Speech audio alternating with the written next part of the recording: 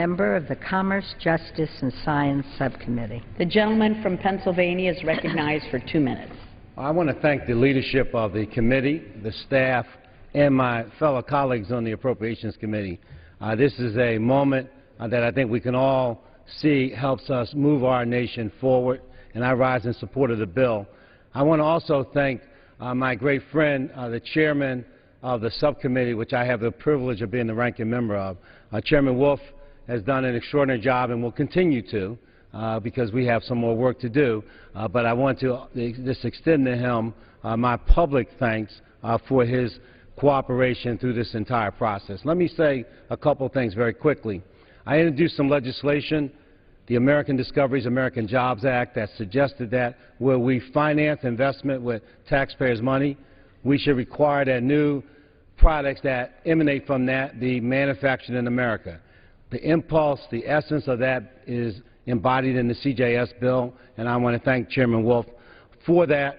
I want to join with him on the prison reform effort because it's so critically important that our nation think anew about our criminal justice system, and I think that this is an action-forcing event that will pay great dividends for our nation through the task force that's embodied in the bill.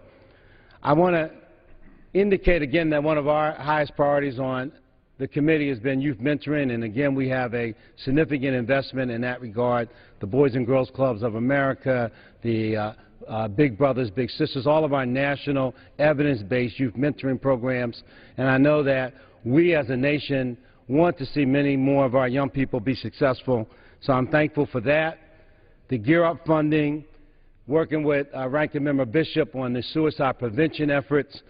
This bill represents, in a lot of respects, progress on these issues, legal services, and then in terms of my day job, NASA, both in terms of space technology and commercial crew, and the James Webb Telescope. I'm looking forward to voting, support this, and then having the U.S. Senate support it so that the President can sign it. I thank Chairman Rogers and our Ranking Member Lowey for their great leadership on this effort. Thank you, and I yield back the remainder of my time. The gentlewoman from New York reserves. The gentleman from Kentucky is recognized. I reserve my time. The gentleman reserves. The gentlewoman from New York is recognized. Madam Speaker, I yield 2 minutes to the gentleman, the distinguished gentleman from Georgia, Mr. Bishop, the ranking member of the Military Construction and Veterans Administration. The gentleman from Georgia is recognized for 2 minutes. I thank the gentlewoman for yielding. Madam Speaker, the Milcon VA portion of the bill provides a total of $73.3 billion for FY14, which is $1.3 billion above FY13. The Milcon portion provides sufficient funding for our military facilities worldwide, including family housing, which is adequately funding to meet their needs. The VA portion is funded at $63.2 billion. It meets the discretionary budget request in all areas of administrative expenses, research, information technology, and facilities. In addition, it contains $55.6 billion in advance appropriations for medical services, medical support and compliance, and medical facilities, which is $1.1 billion above the amount provided in FY13. The bill also takes concrete steps to pinpoint and address the serious issues of the VA's claims backlog and interoperability of DOD's and VA's electronic health record systems. For example, addressing the claims backlog, the agreement includes a 10-point action plan, which we believe will give the VA additional tools to reinforce personnel resources, training, and quality oversight, as well as strengthen accountability by upgrading equipment and broadening access to electronic medical records. This plan not only focuses on increasing productivity, but also on claim processors' accuracy. This effort will ensure that veterans receive fair compensation at the outset without delays from having to appeal decisions. Regarding the merging of the DOD's and VA's electronic health record systems, the agreement makes it very clear to both departments that an interoperable record system that actually works is the chief end goal for Congress.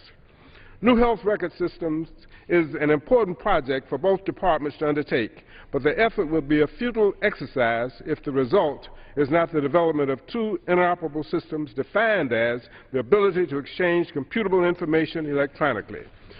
Before I close, Madam Speaker, I'd like to recognize our staff, Donna Chavez and her team on the majority side, Matt Washington on the minority side, and Michael Reed on my personal staff, for all of the amazing work and time they've put into this bill in supporting our subcommittee's efforts. I'd also like to thank Ms. Lowey, Mr. Rogers, the distinguished ranking member and chairman of this committee, and a special thanks to Mr. Culberson, the chairman of the subcommittee, for our bipartisan work product. It's a good bill, and I yield back.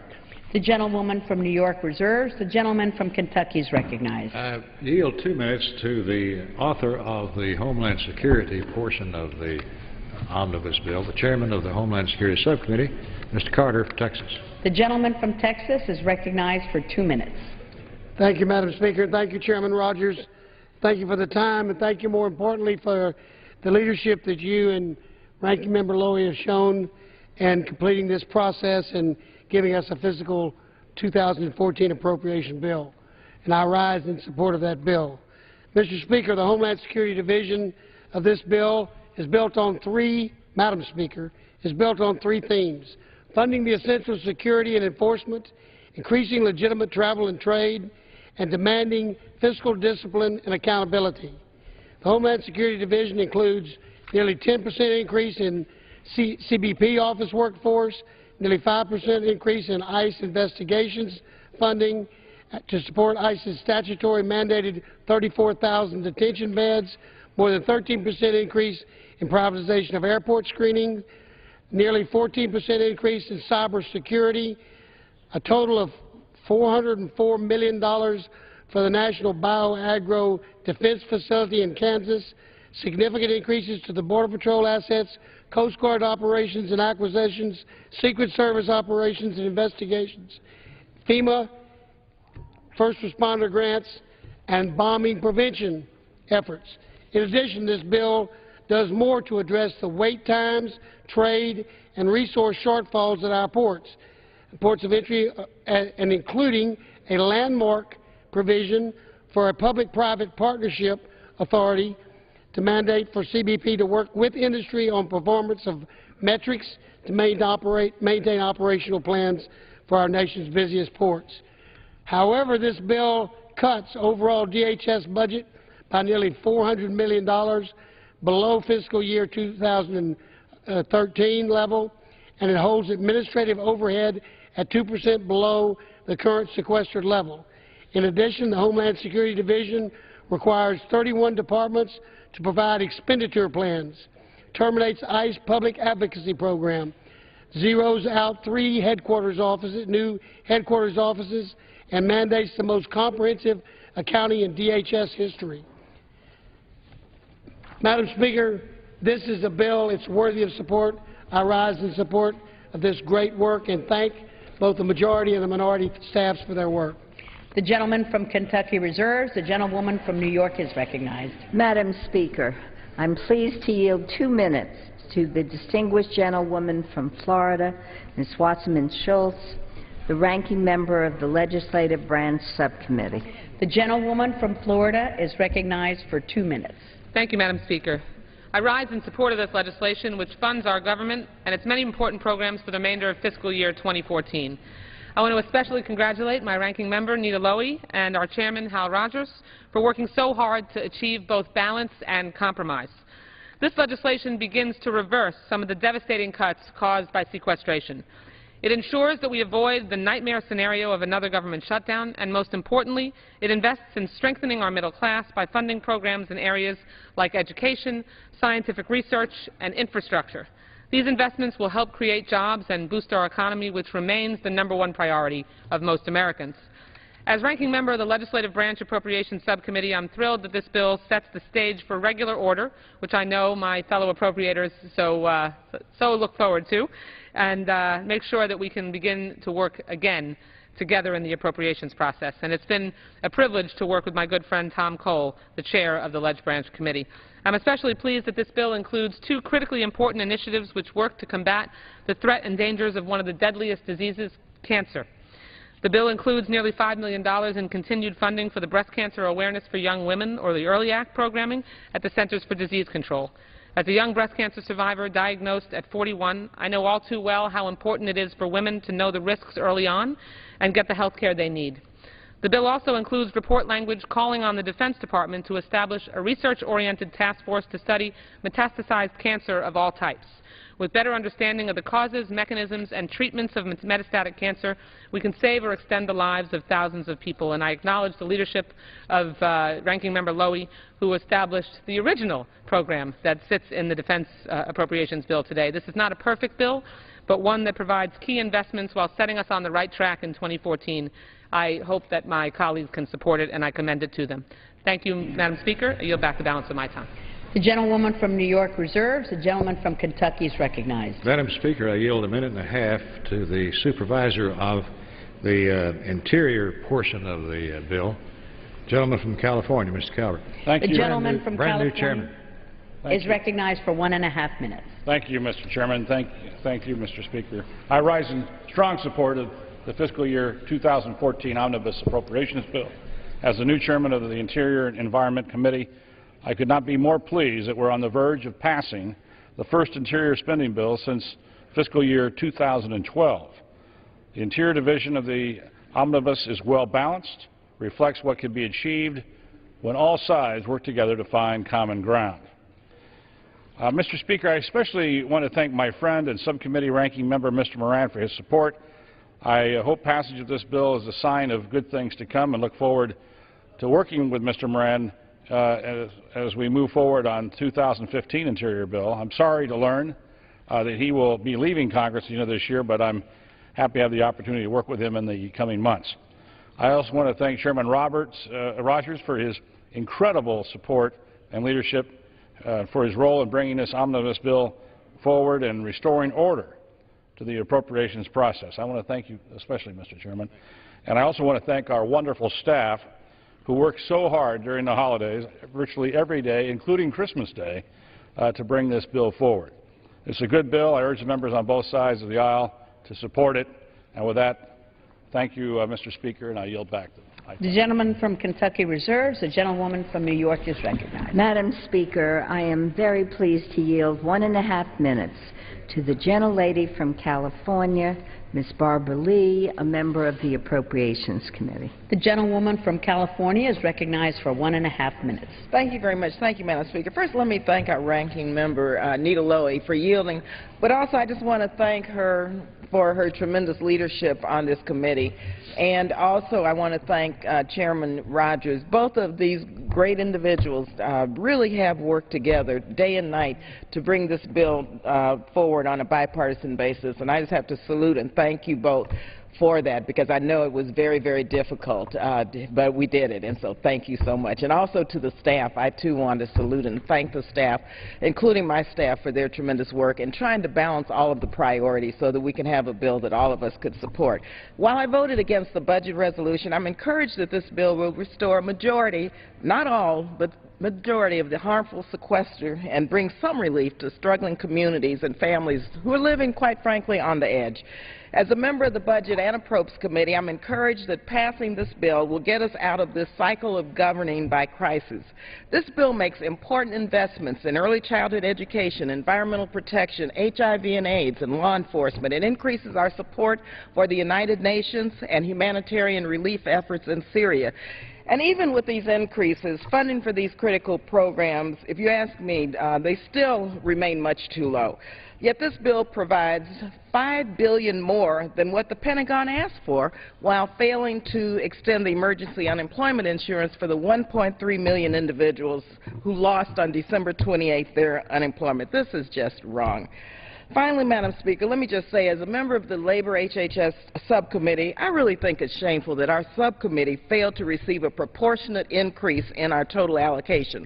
Mind you, Labor HHS is the largest subcommittee after Defense and supports programs that impact nearly every household, every community, and every congressional district.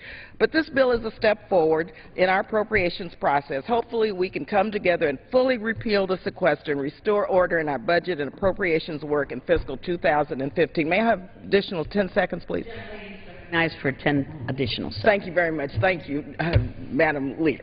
Let me just close by saying I really hope, though, that we don't settle in accepting this new norm quite frankly, that this spending bill sets, because it is really far too low for too many people to really achieve the American dream. But I thank you both for coming together and doing the best you can do given the fiscal circumstances. Again, thank you for yielding. The gentlewoman from New York reserves, and the gentleman from Kentucky is recognized. Madam Speaker, I yield 1.5 minutes to the chairman of the House Science Committee, gentleman from Texas, Mr. Smith. The gentleman from Texas is recognized for 1.5 minutes. Madam Speaker, I thank the chairman of the committee for yielding me time. For more than 20 years, the American commercial space industry has benefited from the assurance of the U.S. government through Federal Aviation Administration Launch Indemnification Authority. Under this arrangement, commercial launch providers are required to purchase insurance up to the maximum probable loss. Beyond that, the government will cover up to $1.5 billion plus inflation, and any amount above that is the responsibility of the original commercial launch provider. The 3-year extension of the risk-sharing system in the bill today will help the commercial space industry and our economy. For the next 3 years, space launch providers will have the stability and assurance they need to compete in the international market. Madam Speaker, I urge my colleagues to support this bill and yield back the balance of my time to the chairman of the committee. The gentleman from Kentucky reserves. The gentlewoman from New York is recognized. The gentlelady reserves. The gentleman from Kentucky. I got you 30 seconds more. Thank you. Madam Speaker, I yield 1 minute to the gentleman from Pennsylvania, member of our committee, Mr. Dent. The gentleman from Pennsylvania is recognized for 1 minute. Thank you, Madam Speaker. I rise in strong support of this omnibus legislation today for a number of reasons. First, for the 4th year in a row, we are actually cutting overall discretionary spending. That is significant. Spending levels will be actually lower than they were since first time since fiscal year 09. Again, very, very significant. It's also important, too, that we are not passing another continuing resolution, which frankly wastes a lot of money. In this legislation, we're putting money where it should be and cutting money where we must. So that's important. And finally, I want to say this. This legislation will help bring about greater predictability, stability, and certainty, not only to the budget process, but to the appropriations process, and most important of all, to the American people. Many people are watching our actions. It will create a better environment for business investment and job creation. Again, extraordinarily important. Finally, we roll back some onerous regulations, those on incandescent light bulbs, to fill material, extremely important for many of us. And finally, we also fixed the issue with the military pensions, where we were making sure that those who are disabled and survivors will not be impacted in any way by the recently enacted budget agreement. So for all these reasons, I urge support of the underlying legislation and commend the chairman and ranking member and all those involved with this process for a job well done. Thank you. Support the bill. Yield back. The gentleman from Kentucky reserves. The gentlelady from New York reserves. And the gentleman from Kentucky is recognized.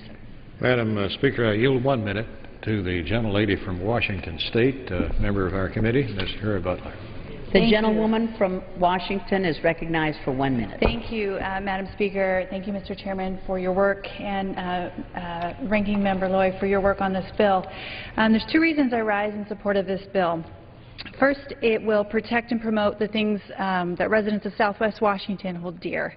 And second, it helps us do something that no Congress has done since the Korean War, which is it reduces appropriated spending for the 4th year in a row, dollar over dollar. Many people have been understandably discouraged with the partisan bickering in Washington, D.C., and I believe if we focus on finding common ground and fixing problems, we can find solutions that we can be proud of.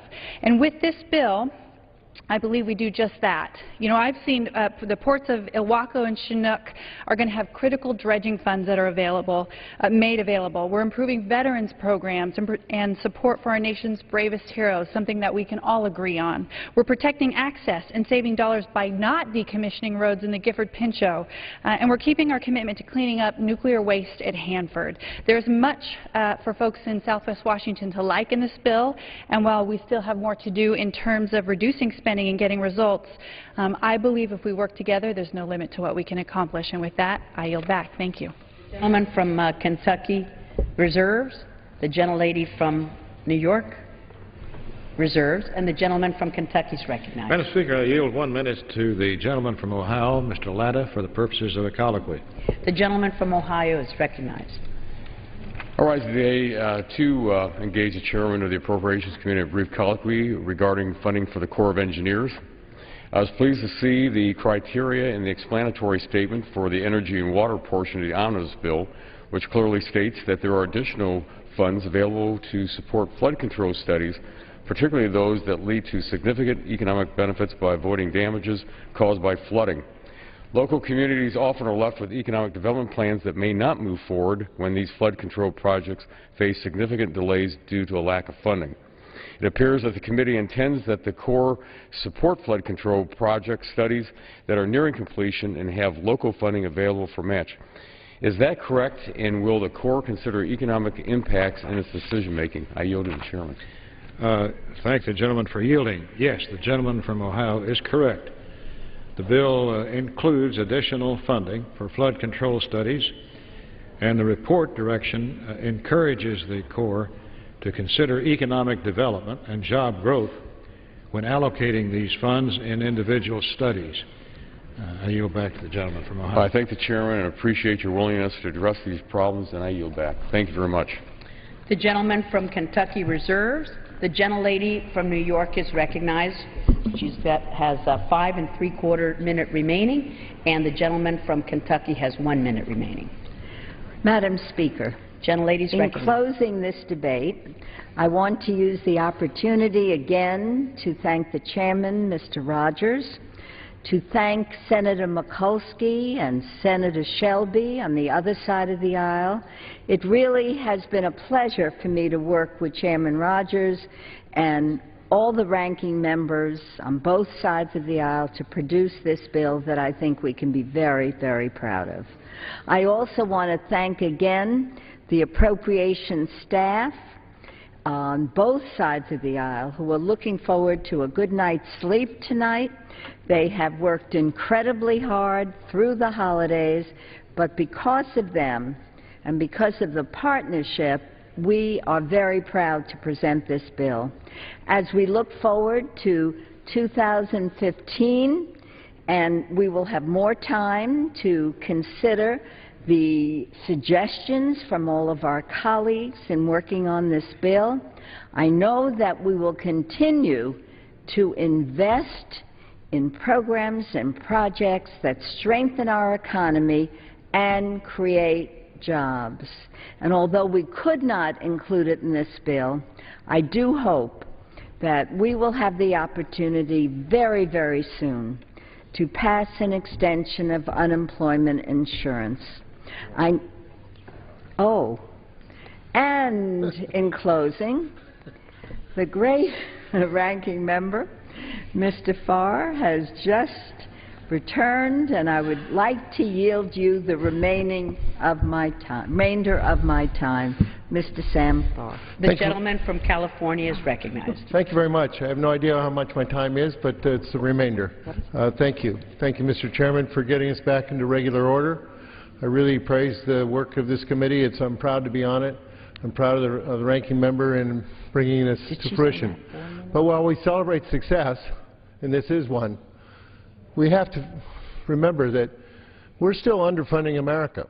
While we're praising America's need to grow, we're squeezing, and trimming government's ability to meet that growth, population growth, particularly in my home state of California.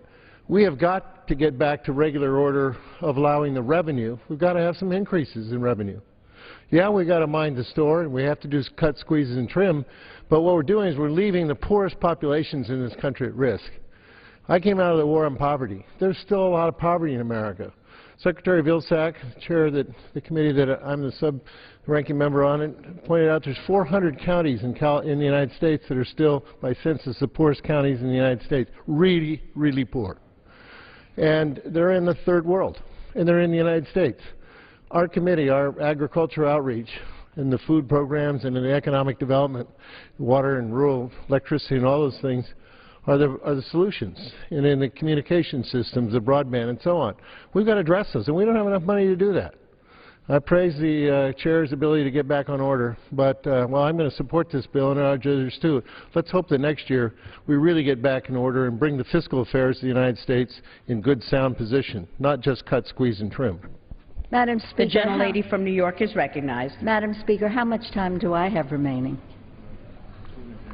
The gentlewoman from New York has 2.5 minutes remaining. Well, in closing, I'd like to thank again the distinguished Chairman Rogers and all the Appropriations Committee.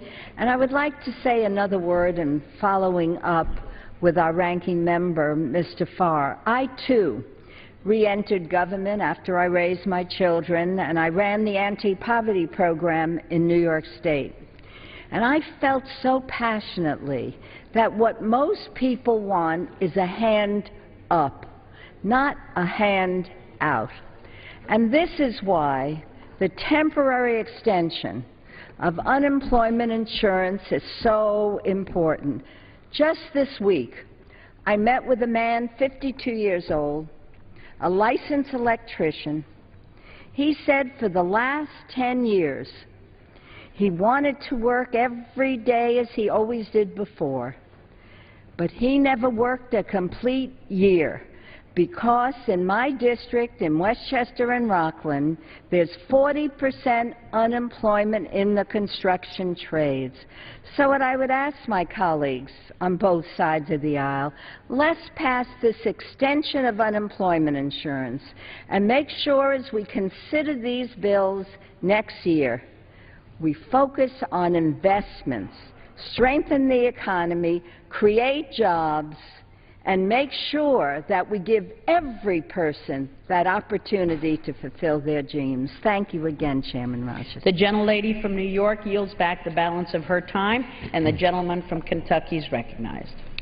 Madam Speaker, if I were allowed to make reference to people in the gallery, which I'm not allowed to, I would say we have over my right shoulder up there most of the staff of this committee who's responsible for this bill. And if I were allowed to say so, I would want to congratulate and thank them for giving us their Christmas and New Year's and all of the heart and desire they have to bring us to where we are. Madam Speaker, when you think about this room, this hallowed chamber, where we came together during times of crisis and in times of non-crisis, a place you can almost hear the words echo of MacArthur addressing this body, or Churchill, or President Wilson, and you remember that this is the chamber where we all came together to survive the Depression, world wars beginning with one, and the dire days of World War II, and all of the other wars. This is the place where the nation found itself coming together. And I can't think of a more satisfying time that I've had in this chamber in these years than now in helping bring together across the aisle and across the Capitol members of the Senate and the House doing what we're supposed to do, and that's governing and deciding how we want to spend the taxpayers' dollars for the country. And I want to thank all who took part in that. It's been a great chore. We had 30 days to put together a $1 trillion+ spending bill, get it approved in the Senate, controlled by another body, and to be signed by the President, another party from ours on this side. And it's been a great pleasure working with all of you. This bill's not perfect, I hate to tell you, but it is a good one. And it represents the best traditions of the country in coming together, recognizing our common problems, then finding a way out of it. And I want to thank Ms. Lowey, our colleagues in the Senate, for all the work they put into it. And I urge and I vote, and I yield back. Time has expired. All time for debate has expired. Pursuant to House Resolution 458, The previous question is ordered. The question is on the motion by the gentleman from Kentucky, Mr. Rogers. All those in favor say aye. All those opposed, no. The ayes have it. The motion is agreed to, and without objection, the motion to reconsider is laid upon the table. Madam Speaker, The gentleman from Kentucky I is ask for a recognized. recorded vote. Does the gentleman ask for the yeas and nays? I ask for the yeas and nays. The yeas and nays are requested. Those favoring a vote by the yeas and nays will rise.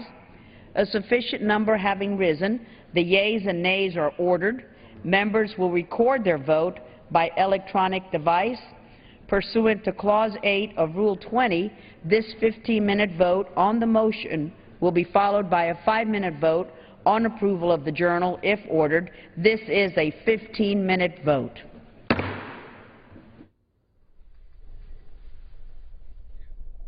With temporary federal spending ending today, the House moves on to final passage on the 2014 omnibus, covering all federal spending through the end of this fiscal year, the end of September. This is a 15-minute vote, and that'll about do it. One 5-minute vote is likely to follow this, too. Over in the Senate, meanwhile, earlier today, they passed a short-term extension of federal spending, the 3-day measure that passed the House by a voice vote yesterday.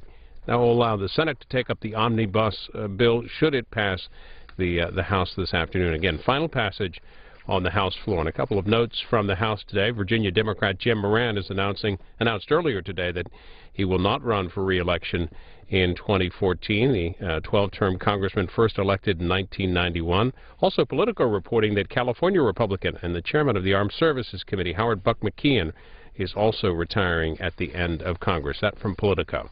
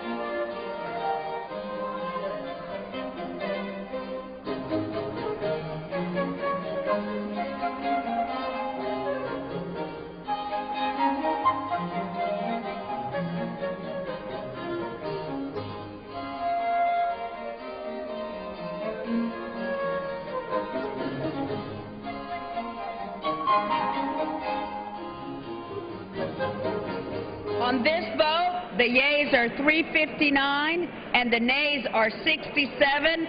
The motion is adopted. Without objection, a motion to reconsider is laid upon the table.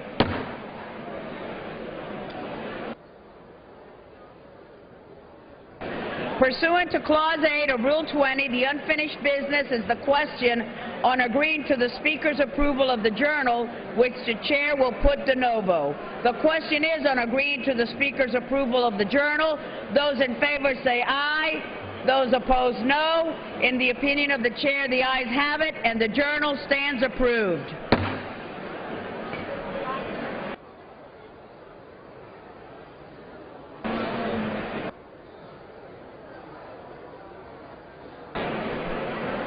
For what purpose does the gentleman from Illinois seek recognition? Madam Speaker, I ask unanimous consent that when the House adjourns today, it adjourn to meet at 10 a.m. tomorrow. Without objection, so ordered.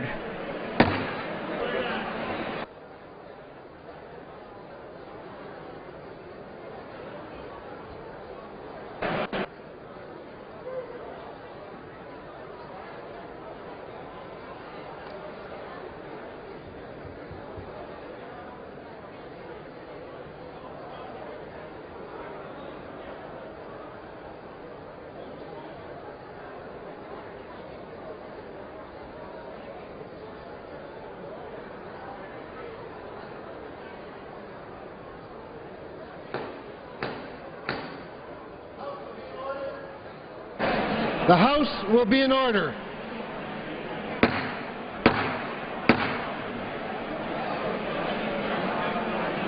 Please take your conversations off the floor.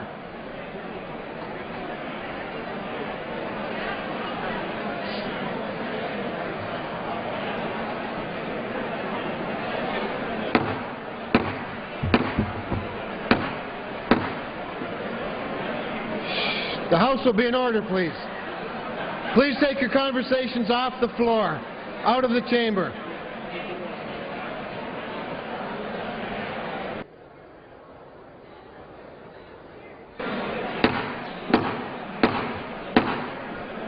The House will be in order.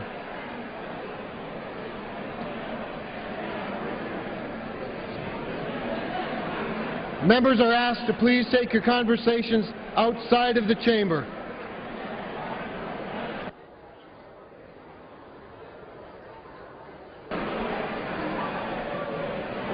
We have some more minutes.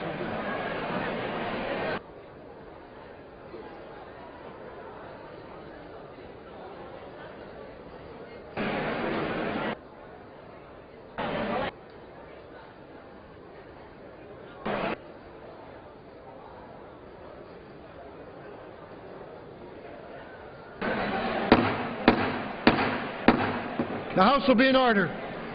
Please take your conversations outside the chamber.